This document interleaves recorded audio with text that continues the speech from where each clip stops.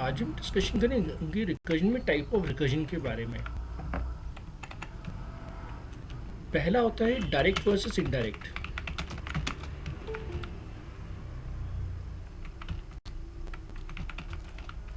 अब डायरेक्ट का मतलब क्या है?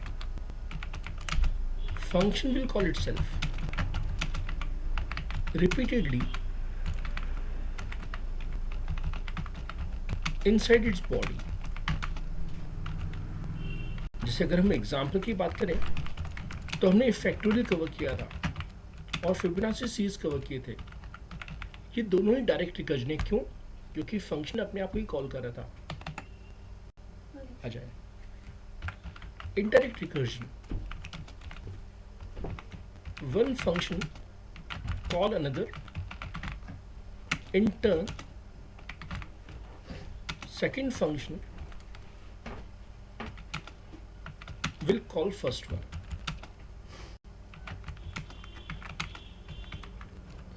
तो पहला फंक्शन दूसरे को कॉल करेगा, दूसरा फंक्शन पहले को, और ये सिलसिला चलता रहेगा। जैसा कि हमारे दोस्तों के डेटा स्ट्रक्चर्स में होता है क्विक सॉर्ट, जो कि मेरे चैनल पे भी अवेलेबल है। तो ये इनडायरेक्ट रिकर्जन है क्योंकि इसमें फंक्शन एक दूसरे को कॉल करता है। सेकंड कैटेगरी होती है टेल, जिसे हम लीनियर भी कहते हैं, वर्सेस ट्री, जिसे हम बाइनरी रिकर्जन भी कहते हैं। तो टेल में क्या होता है? Function call, recursive function call is made in a linear fashion।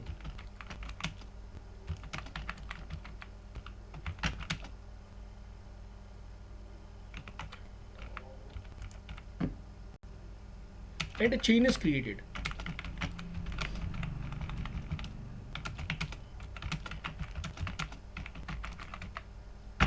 जैसे आपको याद होगा लास्ट टाइम जब फैक्टोरियल कवर किया था दोस्तों, तो फैक्टोरियल की चेन बन गई थी।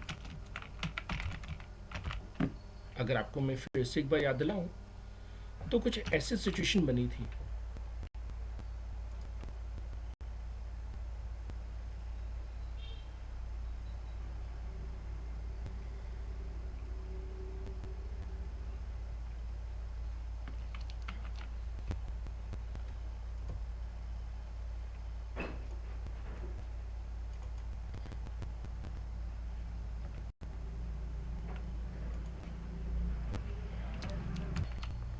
तो चेन कुछ ऐसे से क्रिएट हुई थी कि हमने कहा था एफ ऑफ 4, तो यहाँ पे लीनियर कॉल हो गया 4 इंटू एफ ऑफ 3। फिर परफॉर्म हो गया 3 इंटू एफ ऑफ 2 और 2 इंटू एफ ऑफ 1। लेकिन F1 ने कहा था कि मेरी वैल्यू क्या है 1, तो 2 इंटू 1 हो गया था। फिर यहाँ पे हो गया था 3 इंटू 2, फिर यहाँ हो गया था 6 इंटू 4, और हमें मिला था अल्टीमेटली आंसर 24। तो ये लीनियर चेन थी। अब इसी में हमने दूसरा कहा बाइनरी या tree recursion.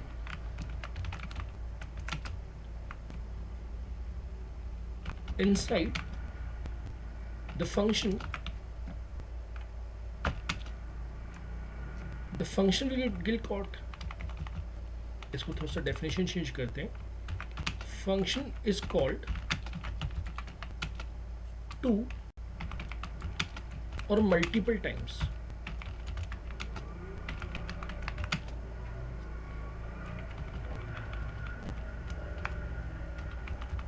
inside its body। So a tree-like structure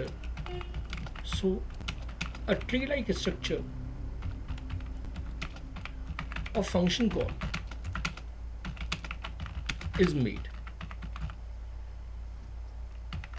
जैसे एग्जाम्पल अगर हम करें तो हमने देखा था फिबोनाची सीरीज। तो फिबोनाची सीरीज जो थी वो ट्री रिकर्जन थी।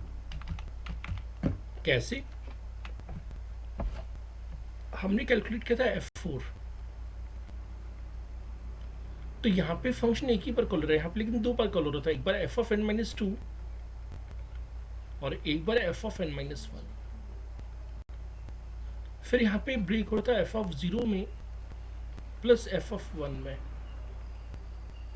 ऐसे ये ब्रेक हो रहा था f ऑफ 1 में प्लस f ऑफ 2 में।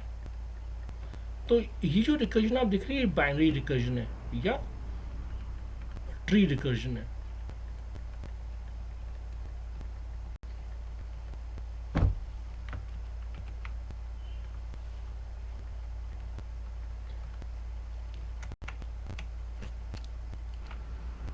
आज हम सीखना चाहेंगे कि कैसे हम दो नंबर्स के बीच में कॉमन फैक्टर निकाल सकते हैं जो ग्रेटेस्ट हो, जिसे हम हाईएस्ट कॉमन फैक्टर भी कहते हैं। अब जो टेक्निक आपको मैं सिखा रहा हूँ वो दिया था एक मैथमेटिशियन जिनका नाम था Euclidean. Formula given by Euclidean एस। अब इन्होंने फॉर्मूले को कुछ ऐसे से डिजाइन किया था जो आपको मैं यहाँ से फिगर के थ्रू समझाना चाहूंगा।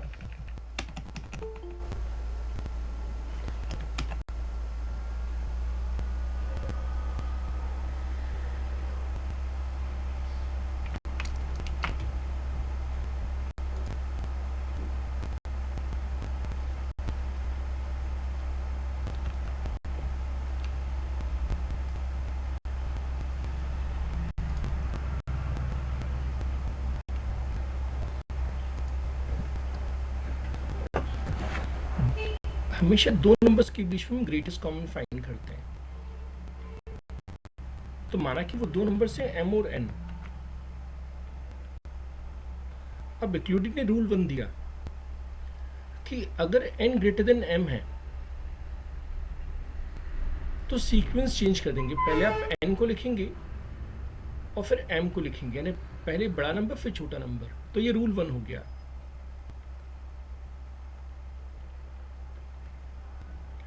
सेकंड ने रूल कहा कि हो सकता है कि n 0 हो, तो उस केस में आंसर में m मिलेगा। बाकी सभी केसेस में हमें मिलेगा GCD ऑफ n m%n। तो बस इन छोटे से रूल्स को अप्लाई करके हम कैलकुलेशन परफॉर्म करेंगे।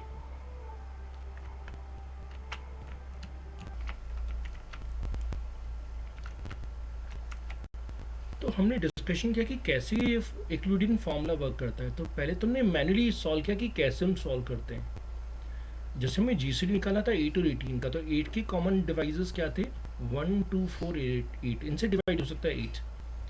ऐसे 18 डिवाइड हो सकता है 1 से 2 से 3 से 6 से 9 से 18 से। अब कॉमन वैल्यूज को कट करते जाएं और देखिए कि सबसे ग्रेटेस्ट कॉमन वैल्यू क्या है, दैट बिकम्स HCF या GCD। अब यही हम एक्लूडियन फॉर्मूले से सॉल्व करेंगे। तो हम लिखा 8,18। हमें देखना पड़ता है कि कौन सा रूल अप्लाई हो रहा है। तो यहाँ पे n बड़ा है m से, तो डेफिनेटली पहले रूल अप्लाई होगा। तो पहले n वाली वैल्यू लिखेंगे फिर m वाली वैल्यू। लेकिन हम जानते हैं कि रूल के हिसाब से जो फर्स्ट पैरामीटर वो m करेगा, सेकंड पैरामीटर m। तो ये m अब नई वैल्यू हो गई 18 और n क्या हो गया 8। अब कभी भी रूल 1 अप्लाई नहीं होगा, या तो रूल 2 अप्लाई होगा या रूल 3। अच्छा, रूल 2 भी बस एक ही बार अप्लाई होगा जब n क्या होगा 0। तो यहाँ पे लिखा n m%n। अब 18 को हमने डिवाइड किया 8 से, तो 2 8 या 16, तो बचा कितना 2, तो रिमाइंडर बच गया 2। अब ये नई वैल्यू है m की 8 और n की 2। फिर से रूल 3, n m%n, n पहले लिखना है m%n, तो 8% 2 2 4 जा 8, रिमेनिंग क्या बचा 0। तो ये बन गया 2,0। लेकिन जैसे ही 0 बन गया तो रूल कौन सा अप्लाई हो गया 2, और हमें रिजल्ट क्या मिला 2। तो एक कैसा रिकर्जन है, डायरेक्ट रिकर्जन और टेल रिकर्जन। अब सर ये क्वेश्चन कैंपस में क्यों आता है? कैंपस में आता है write a program to compute LCM lowest common multiplier.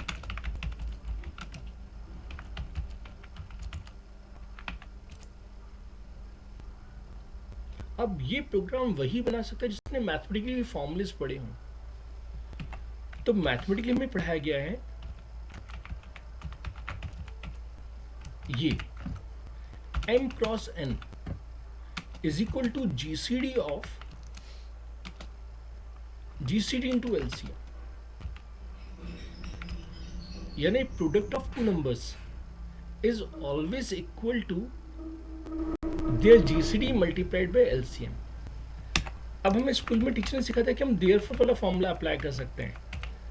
अगर हम इसको डिनोमीटर में लेके आ जाएं या इसको डिनोमीटर में लेके आ जाए तो काम बन जाएगा। जैसे LCM बराबर क्या हो जाएगा, product of two numbers upon what, upon GCD। तो कंक्लूजन निकला कि LCM का अलग से प्रोग्राम नहीं बनता, हमें प्रोग्राम तो GCD का ही बनाना पड़ता है, लेकिन कौन सा फॉर्मूला अप्लाई करना पड़ता है, LCM का। तो चलिए अब हम प्रोग्रामिंग कर सकते हैं। तो एक ही प्रोग्राम से दोनों प्रोग्राम बनने हैं। तो जैसे हमने रूल्स बने वैसे ही प्रोग्रामिंग बनानी है। यहाँ मैंने यूज़ किया IO स्ट्रीम। हम चाहें तो प्रिंटफ स्कैनफ के लिए std.h भी इंक्लूड कर सकते हैं, और अगर cout सीन यूज़ करना चाहें तो IO स्ट्रीम। और हम जानते हैं कि C+ में दोनों चीज़ें वर्क करती है, प्रिंटफ स्कैनफ भी वर्क करता है, cout सीन भी वर्क करता है। तो इंटरचेंजेबली आप किसी को भी यूज़ कर सकते हैं। हमें सबसे पहले फंक्शन का नाम सोचना, तो फंक्शन का हमने नाम क्या सोचा, GCD। फिर दो पैरामीटर्स और उनका डेटा टाइप। तो दो पैरामीटर है, इंटीजर m, इंटीजर n। अब रूल 1 क्या कह रहा था कि n अगर बढ़ा है m से तो हमें सीक्वेंस को इंटरचेंज कर देना है, n, m। रूल सेकंड कहता है कि अगर n 0 है तो उस केस में हमें आंसर मिलेगा m। बाकी सभी केसेस में क्या मिलेगा, n, m%n। अब जैसा कि हमने कैंपस के लिए पढ़ा कि एलसीएम का फॉर्मूला क्या है, तो एलसीएम का फॉर्मूला क्या है, m into N upon GCD। तो अगेन हमने यूजर से दो पैरामीटर ले लिया, क्या, m और n, और हमने सिंपली क्या लिख दिया, return m into N upon GCD। अब हमारे सिलेबस पे एक टॉपिक होता है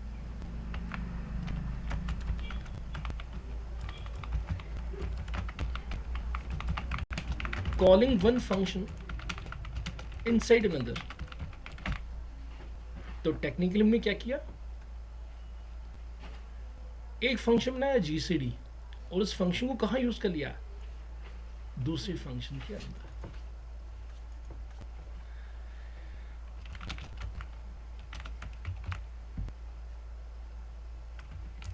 तो फ्यूचर में जब आप अपने सिलेबस में आप ऐसा टॉपिक देखेंगे तो आपको माइंड में आइडिया रहेगा, हाँ ये हमने कंसेप्ट यहाँ यूज किया था। लेकिन हम जानते हैं कि एंट्री पॉइंट हमेशा क्या रहेगी,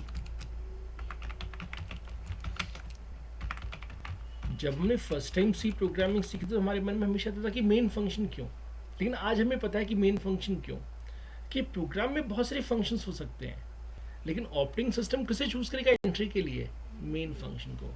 ना main function can call some another function to perform some different job. अच्छा, ये भी हमें समझ में आ गया कि फंक्शंस बनाने का एडवांटेज क्या है। पहले हम सब कुछ मेन के अंदर लिखा करते थे, जिस कारण से मेन की कोडिंग बहुत लेंदी हो जाती थी, जबकि अपन में छोटे छोटे ब्लॉक्स बना के रखे हैं, यूनिट्स बना के रखे हैं, और मेन को जिसकी ज़रूरत होगी मेन उस यूनिट को डायरेक्टली कॉल कर सकता है। तो ऑपरेशंस का आप परफॉर्म होंगे उस यूनिट में। अब एडवांटेज है कि अगर हमें कल को कुछ इंप्रूवमेंट करने हैं तो मेन में इंप्रूवमेंट नहीं होगा, बल्कि उस यूनिट में इंप्रूवमेंट होगा। हमें यहाँ पे कुछ लोकल वेरिएबल्स चाहिए, तो एक वेरिएबल m ले लेते हैं, एक n ले लेते हैं, एक g और एक l ले लेते हैं। हम जानते हैं कि इनको हम क्या कहते हैं, लोकल वेरिएबल्स। जिस फंक्शन ने डिफाइन किया उसी के वो अंदर वो रहेंगे। तो हमें यूजर से कहना पड़ेगा enter to values, enter two numbers.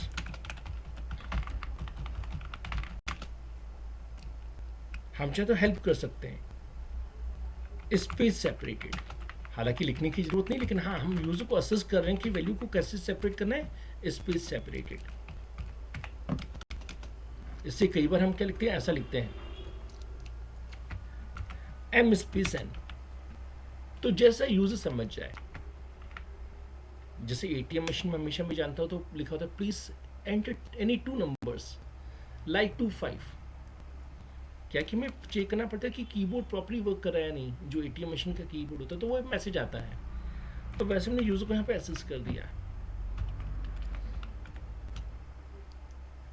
अब हमें बस फंक्शन को कॉल करना है।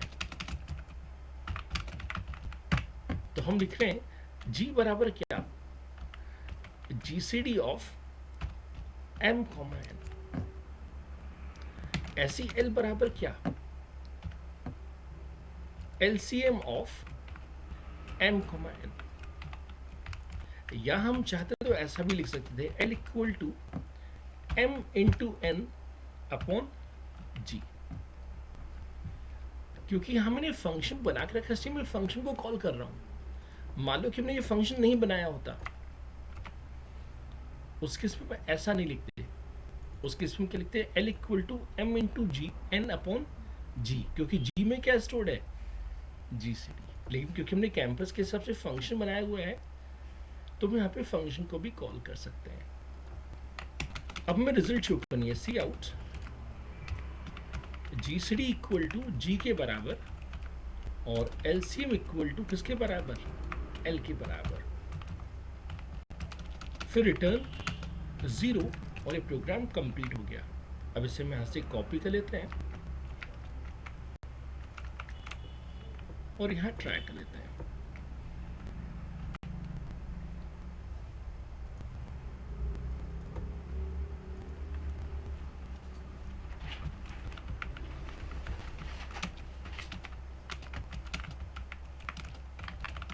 तो मेरा एक स्टूडेंट दोस्तों विप्रो में जॉब करता है, इसी प्रोग्राम के बेसिस पे उसको कैंपस में ये प्रोग्राम बनाने के लिए दिया गया था कि आपको एक ऐसा प्रोग्राम बनाना है जो जीसीडी को भी फाइंड करे और एलसीएम को भी फाइंड करे। अब इसे रन किया जाए तो 2 नंबर से हमसे पूछा है, तो हमने कहा 8 स्पेस 18। ठीक है। अब हमें स्कूल लाइफ में पढ़ा गया था relative prime numbers. Relative prime numbers का मतलब है कि भले वो प्राइम नंबर ना हो, लेकिन रिलेटिवली प्राइम होते हैं। तो उनकी खासियत क्या होती है, उनका जीसीडी हमेशा 1 आता है, यानी कॉमन फैक्टर क्या होता है 1, क्योंकि 1 एक ऐसा नंबर है जो सभी नंबर्स को डिवाइड करता है। तो क्यों ना ट्राई किया जाए। 218 प्राइम नंबर नहीं है और हमने इनपुट किया 5। अब इन दोनों के बीच में कॉमन फैक्टर क्या होगा, इन दोनों के बीच में कॉमन फैक्टर क्या होगा 1। तो टेक्निकली इनको क्या कहा जाएगा, रिलेटिवली प्राइम नंबर्स, जो आपस में कॉमन फैक्टर केवल क्या रखते हो, केवल 1। तो कभी कभी कैंपस में क्वेश्चन आता है कि भाई आप चेक करो कि नंबर्स रिलेटिवली प्राइम है या नहीं, क्योंकि हमेशा मैं समझाता हूँ कि एक्सपर्ट आपकी नॉलेज चेक करता है। तो जैसे मैं सही प्रोग्राम बनाऊंगा तो कहेंगे प्रोग्राम को कन्वर्ट करो कि रिलेटिव प्राइम नंबर का प्रोग्राम है या नहीं। तो if g exactly equal to 1, तो सी आउट एंड एल हमने सीखा था लाइन चेंज करने के लिए, m and n are relatively prime.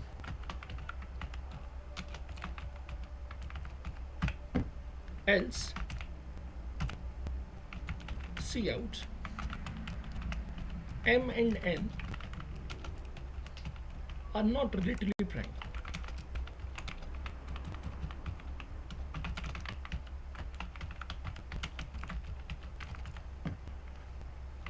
अब इसे फिर से कंपाइल किया जाए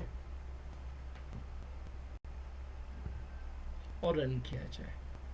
तो जैसे मैंने कहा 8 और 18 ये रिलेटिवली प्राइम नहीं है, क्योंकि दोनों में मोर देन 1 ऐसे नंबर से जो दोनों को डिवाइड करते हैं। 1 भी डिवाइड करता है, 2 भी डिवाइड करता है। लेकिन अब हमने इनपुट किया 8 और 7।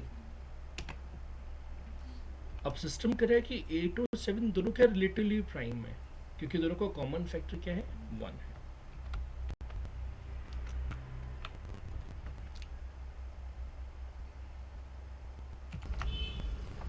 रिकर्शन में अगला एग्जाम्पल को करें कि कैसे हम किसी डेसिमल नंबर को बाइनरी में कन्वर्ट कर सकते हैं।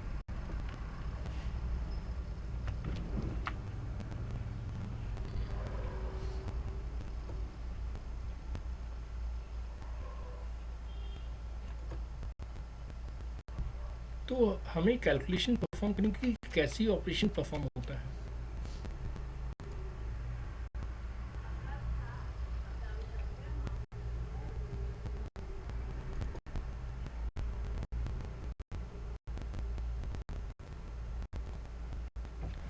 अब हमें स्कूल लाइफ में कुछ ऐसा सिखाया गया था कि जब भी हमें कोई नंबर दे दिया जाए और कहा जाए कि उससे बाइनरी में कन्वर्ट करो, तो उसे हम रिपीटेडली डिवाइड करते थे।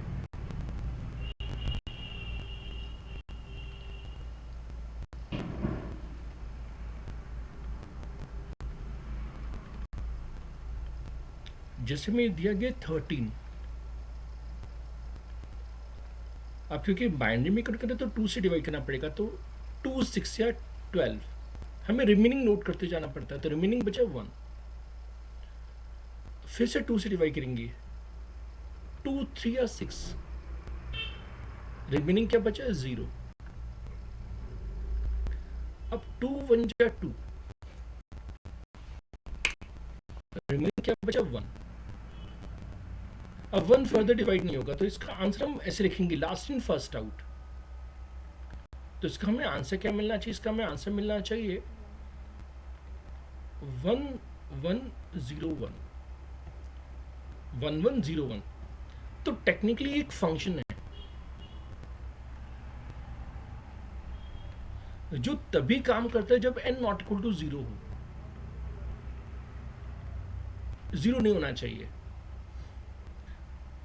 हर बार हम क्या करते हैं, रिमाइंडर नोट करते हैं, r इक्वल टू n%2 यानी रिमाइंडर। ये जो मैं लिख रहा था तो उसे रिमाइंडर वैल्यू थी ना, ये r था।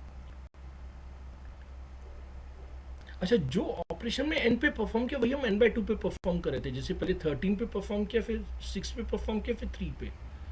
तो जो ऑपरेशन हमने परफॉर्म किया n पे, वही ऑपरेशन फिर से परफॉर्म हो रहा है n/2 पे, क्योंकि बाइनरी कन्वर्जन करना है। तो देखिए रिकर्सिव कॉल हो गया, रिकर्जन। और सबसे लास्ट में वैल्यू को सबसे लास्ट में प्रिंट करते हैं जब रिकर्जन कंप्लीट हो जाता है, तो प्रिंट आर यानी रिमाइंडर। अभी कैसे काम करा ये हम प्रूव करेंगे, हाउ इट वर्क्स।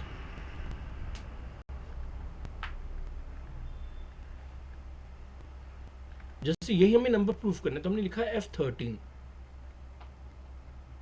सबसे पहले कंप्यूटर चेक करें कि क्या ये 0 नहीं है, बिल्कुल सही है, तो 0 नहीं है। अब लिखा है कि रिमाइंडर निकालो, तो r इक्वल टू 13%2, 2 6 या 12, बचेगा कितना 1। अब सिस्टम करे कि फिर से फंक्शन को कॉल करो, लेकिन n/2 को हम जानते कि हमारी प्रोग्रामिंग में इंटीजर अपॉन इंटीजर हमेशा इंटीजर होता है। तो 13/2 दोस्तों 6.5 नहीं होगा, बल्कि क्या होगा 6। तो वही ऑपरेशन किस पे परफॉर्म होगा, F6 पे। तो देखो फिर से फंक्शन कॉल, लेकिन n की नई वैल्यू क्या है 6, तो फिर से रिमाइंडर फाइंड होगा, r इक्वल टू 6%2, जो क्या आता है 0। फिर से फंक्शन कॉल होगा n/2 के साथ, यानी किसके साथ 3 के साथ। अब फिर से सिस्टम को निकालना पड़ेगा r, लेकिन 3%2। अब 3%2, 2 1 जा 2, तो रिमेनिंग 1। अब 3/2 था वो 1, रिमाइंडर कैलकुलेट होगा 1%2। 1%2 कैसे निकालते हैं आपको मैं एक बार फिर से याद दिलाऊंगा, 2 0 या 0, रिमाइंडर इज 1। क्योंकि जब भी हम किसी छोटे नंबर को डिवाइड करते हैं तो रिमाइंडर 1 आता है, क्योंकि मतलब कुछ छोटा नंबर आता है, क्योंकि 0 टाइम डिवाइड होता है। अब 1/2, 1/2 कितना आएगा प्रोग्रामिंग में 0, और जैसे 0 आया तो स्टॉप। अब रिकर्जन स्टॉप हो गया, लेकिन कौन सा स्टेटमेंट बचा हुआ, प्रिंट। और हम जानते हैं कि स्टेट मेमोरी बड़ी इंटरेस्टिंग होती है, लास्ट इन फर्स्ट आउट। तो सबसे पहले लीफो कौन होगा 1, फिर फिर फिर तो अल्टीमेटली में आंसर क्या मिला, हमें आंसर मिलेगा 1 1 0 1 क्योंकि प्रिंट हो रहे हैं। अब हमें कैंपस में कह जाएगा कि मैं ऑक्टल सिस्टम बनाना है, डेसिमल टू ऑक्टल। भाई किसने कहा है 2 लिखो, यहाँ पे 8 लिख दो, ये ऑक्टल सिस्टम बन जाएगा। अब हमें कैंपस में करेगा कि हेक्साडेसिमल बनाओ, तो किससे डिवाइड करो, 16 से। हो सकता है कि बेस 9 कह दे, तो बस किससे डिवाइड कर दो, 9 से। तो टेक्निकली जो प्रोग्राम डेसिमल टू बाइनरी के लिए है वो किसी भी बेस के लिए हो सकता है, बस हमें बेस सिस्टम चेंज करना होगा। अब हमने इसी फॉर्मूले को प्रोग्रामिंग में कन्वर्ट करना है। हालांकि यहाँ पे मैं फंक्शन का नाम एफ दे सकता था, लेकिन कॉलेज में मेरे टीचर को पढ़ने में आसानी हो इस कारण से मैंने उसका नाम एफ नहीं दिया, बल्कि उसका मैंने नाम क्या दिया, D2B यानी डेसिमल टू बाइनरी। अब जैसा कि हम देख रहे हैं कि यहाँ पे हमसे ये पैरामीटर ले रहा है, तो हमने यहाँ पे पैरामीटर क्या दे दिया, इंटीजर है। ये कुछ रिटर्न बैक नहीं कर रहा, ये प्रिंट कर रहा है। इसका से रिटर्न वैल्यू क्या हो गई, वॉइड, यानी function is not returning back any value. अब रूल लिखा है कि n जब तक 0 ना हो तब तक ही चलना है। तो पहले हमने क्या निकाला, रिमाइंडर, तो ये रिमाइंडर का फॉर्मूला हो गया। फिर हमने फंक्शन को कॉल करना, तो हमने फंक्शन को कॉल कर लिया। अंत में वैल्यू प्रिंट करनी थी, हमने सी आउट कर दिया। लेकिन हम जानते कि एंट्री हमेशा ऑपरेटिंग सिस्टम कहाँ से लेने वाला है, मेन से। तो पहले मुझे यूजर से नंबर पूछना पड़ेगा, फिर हम इस फंक्शन को कॉल करेंगे, तब जाके कोडिंग एग्जीक्यूट होगी, और अंत में जाके हमें क्या मिलेगा, रिजल्ट।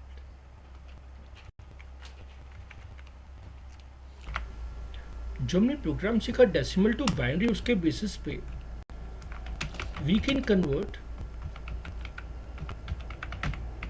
above कोड या program to any base system.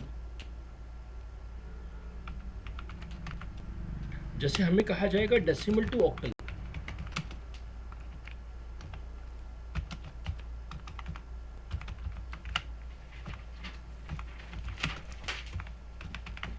ऐसी बाइनरी का बेस होता है 2।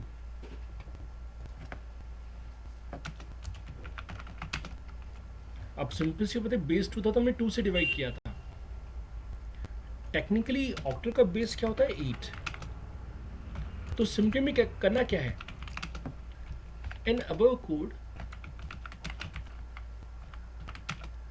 replace 2 with 8 means what, r equal to n% 8, और एक और हमने लिखा था क्या, n/2, तो n बाय क्या लिखेंगे, 8। ऐसे ही से हम कन्वर्ट कर सकते हैं दोस्तों डेसिमल टू हेक्साडेसिमल। हेक्साडेसिमल का मतलब है बेस 16। तो हमें क्या करना पड़ेगा दोस्तों, लिखना पड़ेगा r इक्वल टू n% 16, साथ साथ n/16। लेकिन सबसे इंपॉर्टेंट क्या है, while displaying values हमें कंडीशन देनी पड़ेगी।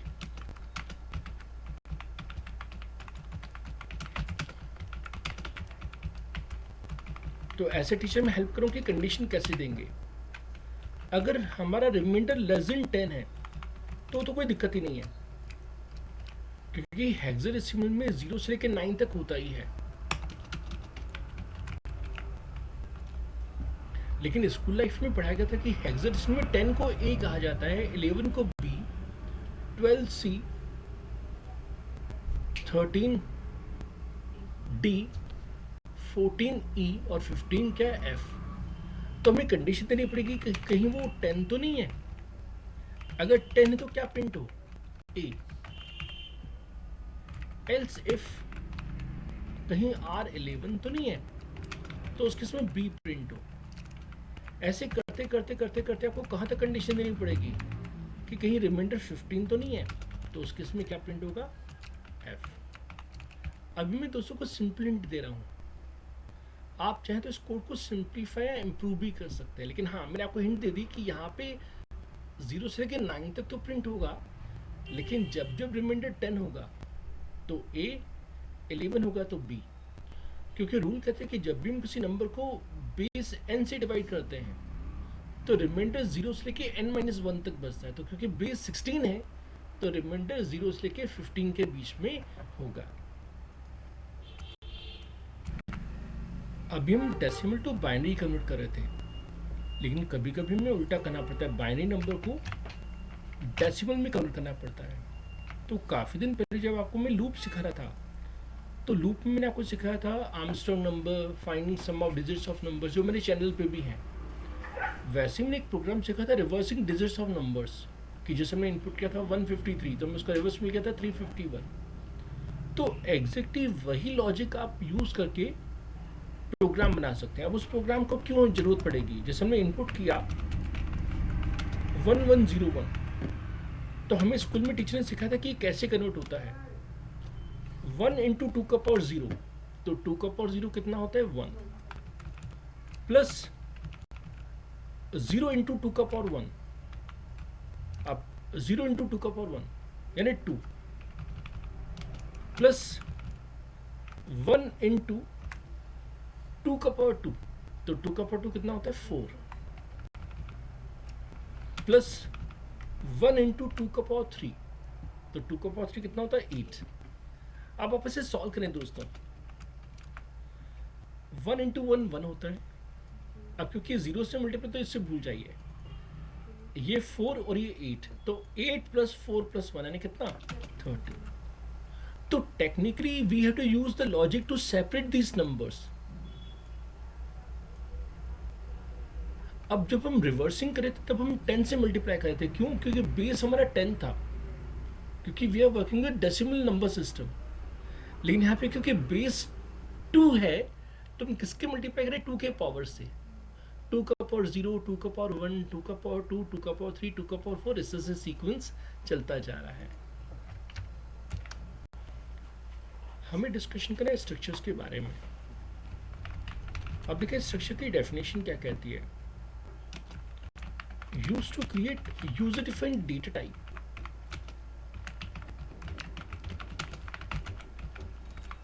अभी तक हमने यूजर डिफाइंड फंक्शंस बनाए, लेकिन हम चाहे तो यूजर डिफाइंड डेटा टाइप भी बना सकते हैं, जैसे हम शॉर्ट में यूडीटी कहते हैं।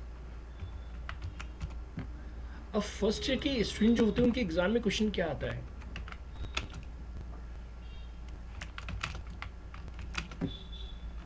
Describe UDT in C with example. तो कभी भी एग्जाम में डायरेक्टली हो सकता है स्ट्रक्चर ना आए, वो क्या कहेंगे? यूडीटी यानी user defined type.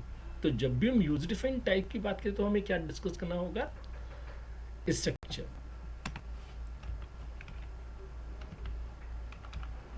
Consist of one और मोर फील्ड्स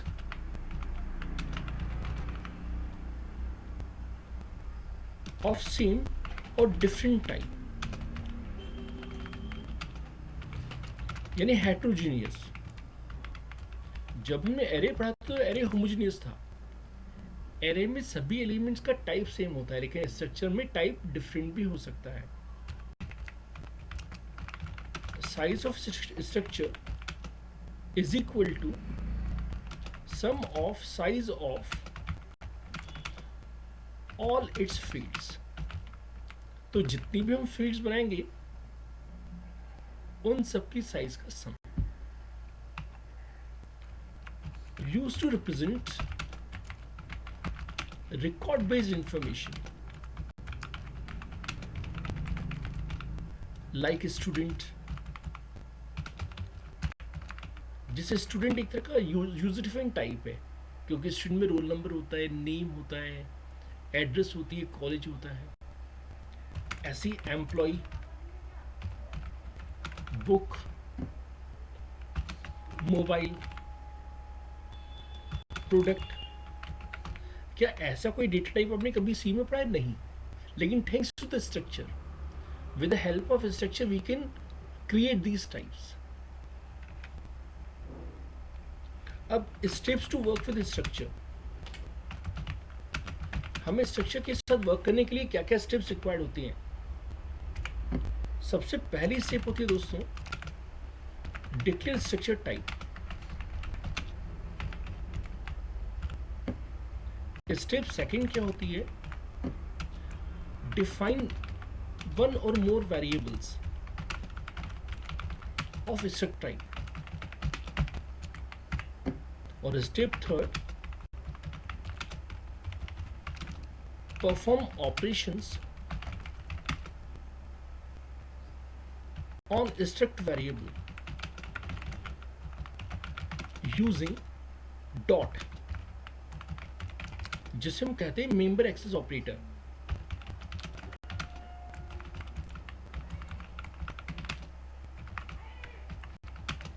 और सबसे इंपॉर्टेंट क्या है? Similar to function,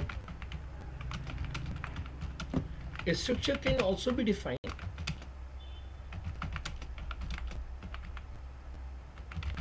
inside header file to achieve reusability। भाई एक बार आप स्ट्रक्चर को कहीं डिफाइन कर लो हेडर फाइल में, जहां भी रिक्वायरमेंट हो वहां पे आप इसे क्या कर सकते हैं? एक्सेस कर सकते हैं। तो हम यहाँ पे एग्जांपल सीखते हैं कि कैसे हम स्ट्रक्चर के पे वर्क करते हैं। तो अभी हम सिंटेक्स पे फोकस ना करके डायरेक्टली एग्जांपल को कवर कर रहे हैं। हमेशा की तरह आपको जो हेडर फाइल पसंद है आप वो हेडर फाइल यूज कर सकते हैं, उससे प्रोग्राम को कोई फर्क नहीं पड़ेगा। अब जैसे कि मैंने कहा कि पहली स्टेप होती है डिक्लेयरिंग स्ट्रक्चर।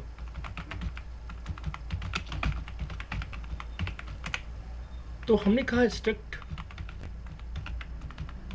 मोबाइल में सिस्टम को इन्फॉर्म कर रहा हूं कि मुझे मोबाइल नाम का स्ट्रक्चर बनाना है। अब अगर आपको बुक बनाना हो तो यहाँ पे बुक कर सकते हैं। अब मोबाइल फोन में हमें सबसे पहले देखना पड़ता है कंपनी, क्योंकि हर मोबाइल की कंपनी होती है। कंपनी 20 कैरेक्टर्स में आ जाएगी। तो ये फील्ड 1 हो गई, क्योंकि हमने कहा था कि स्ट्रक्चर्स में क्या होती है? फील्ड। अब ये कितना कंज्यूम करेगा? 1 बाइट इंटू 20, क्योंकि कैरेक्टर कंज्यूम करता है 1 बाइट और यहाँ पे साइज हमने 20 दी, 20 बाइट कंज्यूम हो जाएंगी। अब हम कंपनी तो जानते हैं, लेकिन साथ साथ हमसे कंपनी का मॉडल भी पूछा जाता है। जैसे आईफोन 13, आईफोन 12, तो मॉडल के लिए हम 10 का साइज देते हैं। तो ये फील्ड 2 हो गई। ये कंज्यूम करेगा कितने बाइट्स? 10 बाइट्स। अब अंत में प्राइस आता है दोस्तों। हालांकि और भी बहुत सी चीज़ें आती है इसमें 5G है या नहीं है, कैमरा का कितना रेजोल्यूशन है, लेकिन इंडक्शन प्रिंसिपल कहता है कि अगर आपको मैं 3 वेरिएबल सिखा दूं तो आप अपने हिसाब से और भी कई फील्ड्स ऐड कर सकते हैं। तो अगर मैं प्रोफेशनली किसी कंपनी में जॉब कर रहा होता तो मोबाइल में जितना भी डिस्क्राइब किया रहता है वो सभी वेरिएबल्स हम डिफाइन कर सकते थे, क्योंकि बॉक्स जब हमें मिलता है तो उसमें पूरे फीचर्स लिखे होते हैं। So we have to create a separate field for each feature. लेकिन प्रोग्राम की साइज को छोटा रखने के लिए हमें लिमिटेड फील्ड्स यहाँ पे रखने होंगे। और ये कंज्यूम करेगा 4 बाइट्स। अब यहाँ पे हम सेमीकोलन लगाएंगे। आज हम पहली बार यहाँ पे सेमीकोलन लगा रहे हैं। ये रिप्रेजेंट करें एंड ऑफ द स्टेटमेंट, क्योंकि स्ट्रक्चर भी अपने आप में क्या स्टेटमेंट है। और टोटल साइज कितनी आई? 34 बाइट्स। तो हमारे कॉलेज का ये वाइवा क्वेश्चन है। वाइवा में हमसे कहा जाएगा कि भाई स्ट्रक्चर हमें दिया रहेगा, कहा जाएगा कि साइज कितना कंज्यूम हुआ। तो साइज कितना कंज्यूम हुआ? 34 बाइट्स। अब हम मेन प्रोग्राम बनाएंगे और हम जानते हैं कि मेन प्रोग्राम में स्टेप सेकंड होती है। और स्टेप सेकंड क्या है? क्रिएटिंग 1 और मोर वेरिएबल्स ऑफ यूडीटी। तो मैं लिख रहा हूं struct mobile a equal to, जैसे मेरे पास अभी जो एक फोन रखा है वो सोनी रिक्सन रखा हुआ है दोस्तों। काफी पहले मैंने लिया था सोनी रिक्सन का ये छोटा सा फोन। आप जो ऑफलाइन फ्रेंड है देख पा रहे होंगे, ऐसा फोन है ये, ठीक है। इसका मॉडल है से i7 और इसकी प्राइस अब आज की डेट में अगर हम बात करें तो 1000 में भी नहीं सेल होगा। Now this is direct initialization. Direct initialization का मतलब है मैं वैल्यूज बता दी लेकिन अब मैं एक और मोबाइल बनाना चाहता हूँ।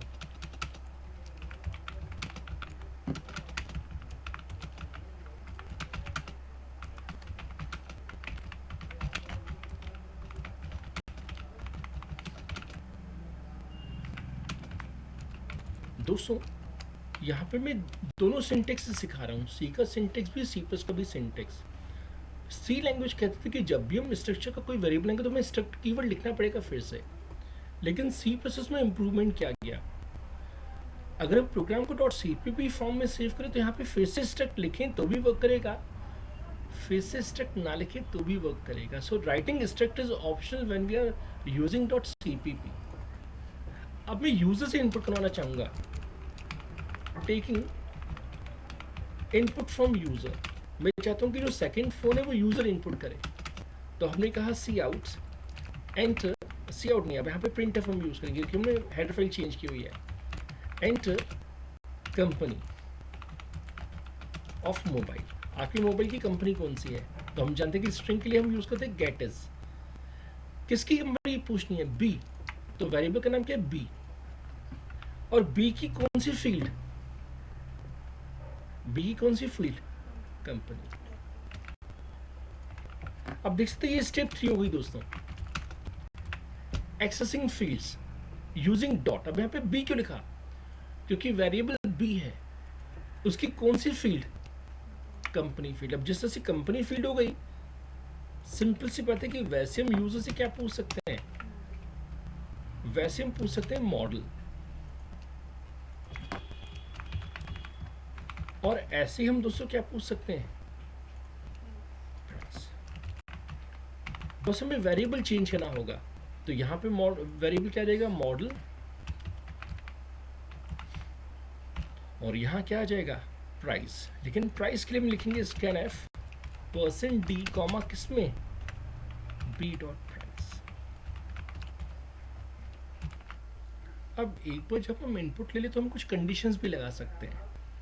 तो जैसा कि हमने कहा था कि हमें फील्ड एक्सेस करनी पड़ती, तो वेरिएबल का नाम डॉट फील्ड का नाम। अब टीचर्स हमसे कॉलेज में पूछेंगे स्ट्रक्चर अगर नहीं होता तो दिक्कतें क्या होती? तो जिस फ्रेंड को स्ट्रक्चर नहीं आते वो कैसे काम करते? वो ऐसे काम करते हैं, पहले मोबाइल का नाम दे देंगे वो प्राइस 1, दूसरे का नाम दे देंगे प्राइस 2।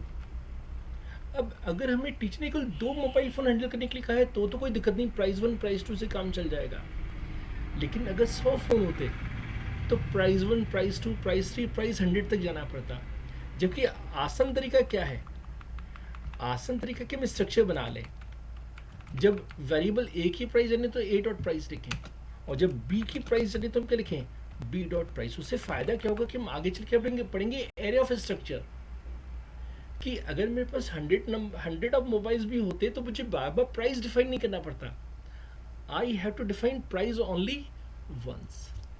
तो हमने कंप्यूटर से पूछा कि कंप्यूटर क्या ए की प्राइस बी की प्राइस से कम है क्या? अगर हाँ, यहाँ पे 2% लिखे हैं, यहाँ भी 2%, तो टोटल 4% हो गए ना, 4 फिल इन दी ब्लैंक्स। तो पहले हम क्या भेज रहे हैं? एक ही कंपनी, जैसे फॉर एग्जांपल सोनी रिक्सन। फिर भेज रहे हैं मॉडल, तो लिखा जाएगा Sony Ericsson i7 is cheaper than, और फिर लिखा है परसेंटेज। तो किसकी कंपनी? बी की कंपनी, बी का मॉडल। अगर बाई चांस से कंडीशन फेल हो गई तो उसके इसमें पूरा मैसेज भेजेगा, बस हमने यहाँ पे क्या कर दिया? कॉस्ट ईयर कर दिया। अब इस प्रोग्राम को हम यहाँ से कॉपी करते हैं और इसे ट्राई करते हैं।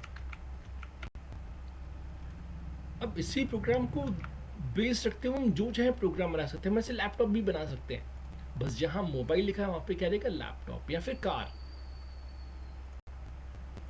तो हमेशा स्ट्रक्चर के साथ वर्किंग करने की यही 3 स्टेप्स होंगी। Struct mobile example .cpp। अब यहाँ पे मैं .cpp दे रहा हूँ, ध्यान रखिएगा। अब इस प्रोग्राम को कंपाइल कर लेते हैं। Everything is fine. अब जैसे मेरे कुछ ऑफलाइन फ्रेंड्स बैठे हुए हैं, तो मेरे एक फ्रेंड के पास आईफोन रखा हुआ है दोस्तों, कंपनी तो एप्पल कहलाएगी, उनके पास i13 Pro है जो कि बहुत ही महंगा फ़ोन है, तकरीबन 1,75,000 रुपीज़ का। तो लिखा रहा है सोनी रिक्सन जो मेरे पास फ़ोन है वो चीपर है as compared to Apple 13 pro के। अब यूजुअली हमारे जो पापा जी होते हैं वो आज भी सस्ता फ़ोन ही यूज़ करता पसंद करते हैं, तो जैसे से नोकिया फ़ोन,